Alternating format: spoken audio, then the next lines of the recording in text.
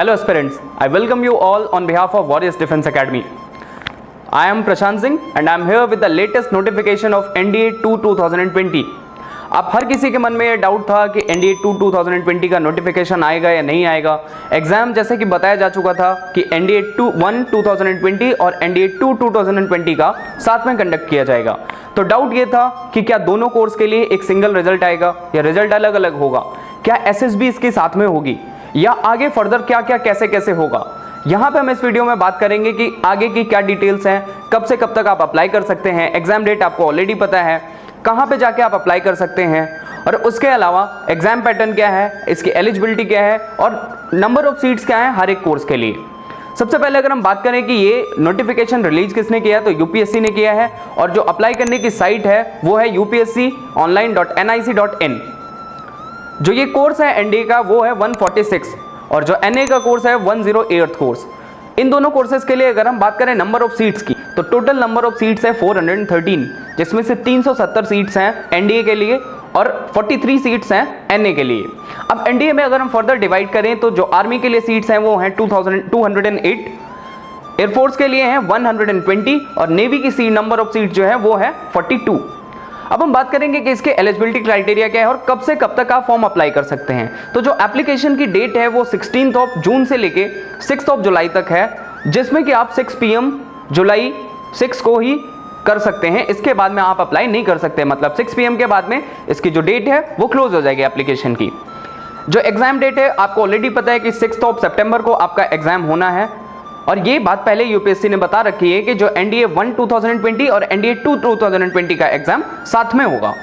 अब हम बात करेंगे इसके एलिजिबिलिटी कंडीशंस क्या क्या हैं। सबसे पहली जो एलिजिबिलिटी होती है वो है आपकी नेशनलिटी।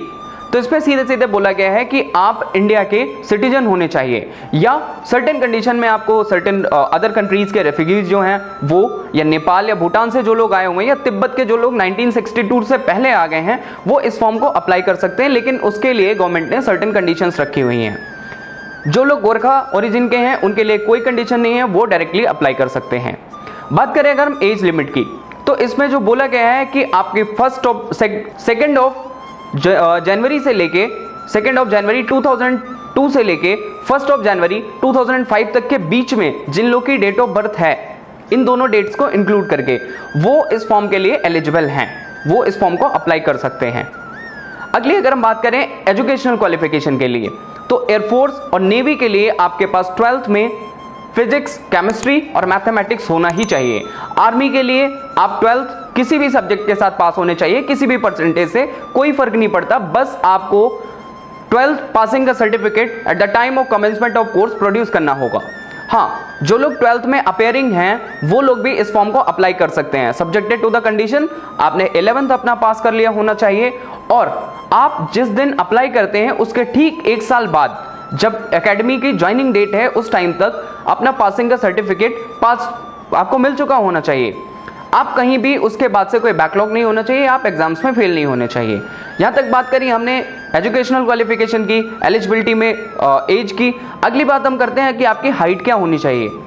आपकी हाइट कम से कम 157.5 सेंटीमीटर होनी चाहिए ग्राउंड ड्यूटी के लिए, और अगर आप फ्लाइंग ब्रांच में जाना चाहते हैं तो आपकी हाइट 162.5 सेंटीमीटर होनी ही चाहिए, जो कि एनडीए के नोटिफिकेशन में आपसे बोला गया है। बात करें हम एनडीए के अगर एग्जाम पैटर्न की तो एनडीए के रिटन टेस्ट में आपके 2 पेपर होते हैं। जो पहला पेपर होता है वो होता है आपका मैथमेटिक्स का, जिसमें 120 क्वेश्चन होते हैं और टोटल 300 मार्क्स का होता है, मतलब हर एक क्वेश्चन के लिए आपको 2.5 मार्क्स मिलते हैं और ये पेपर 2.5 आवर्स का होता है। जो सेकंड पेपर है वो है आपका GAT का। GAT stands for general ability test. इसमें आपके 50 क्वेश्चंस होते हैं इंग्लिश सेक्शन से और जो 100 क्वेश्चंस हैं वो आपके होते हैं जनरल नॉलेज के। जनरल नॉलेज वाले पोर्शन में आपके साइंस के क्वेश्चंस जिसमें फिजिक्स, केमिस्ट्री, बायोलॉजी और history, civics, geography, current affairs और आर्मी, एयरफोर्स और नेवी से रिलेटेड इन्फॉर्मेशन भी पूछे जाते हैं। इस पेपर में आपके 150 क्वेश्चन होते हैं और टोटल जो मार्क्स होते हैं वो होते हैं 600। इस पेपर के लिए भी जो टाइम असाइन किया गया है वो है 2.5 आवर, मतलब ओवरऑल जो टोटल मार्क्स होते हैं वो होते हैं 900, दोनों पेपर्स को अगर हम इंक्लूड कर लें। एग्जाम पैटर्न में आपको एक चीज़ और ध्यान रखनी है कि यहाँ पे जो पेपर होगा वो ऑफलाइन होगा। यहाँ पे OMR बेस्ड क्वेश्चंस आएंगे, आपको OMR में अपने आंसर्स फिल करने होंगे और आपको ब्लैक बॉल पॉइंट पेन ही यूज करना है। इस एग्जाम में आपकी 1/3 की नेगेटिव मार्किंग भी है, मतलब हर एक गलत आंसर के लिए आपके सही आंसर का 1/3 मार्क काट लिया जाएगा। तो आपको ध्यान रखना है कि यहाँ पे आपकी ज़्यादा से ज़्यादा एक्यूरेसी होनी चाहिए, जिससे कि आप नेगेटिव मार्किंग के चक्कर में ना फंसें और ज़्यादा से ज़्यादा मार्क्स स्कोर कर सके। अब इस एग्जाम को लेके कुछ चीज़ें बहुत ही ज़्यादा ड्यूबियस थी, जैसे जिन लोग ने NDA 1 2020 के लिए अप्लाई किया है, क्या वो भी NDA 2 2020 के लिए अप्लाई कर सकते हैं या नहीं कर सकते हैं? आप बिल्कुल कर सकते हैं, लेकिन कंडीशन UPSC ने ये रखी है कि जिस फोटो, सिग्नेचर और डेट ऑफ बर्थ को आपने NDA 1 2020 में फिल किया है, आपको सेम फोटो, सिग्नेचर और डेट ऑफ बर्थ NDA 2 2020 में भी फिल करना है।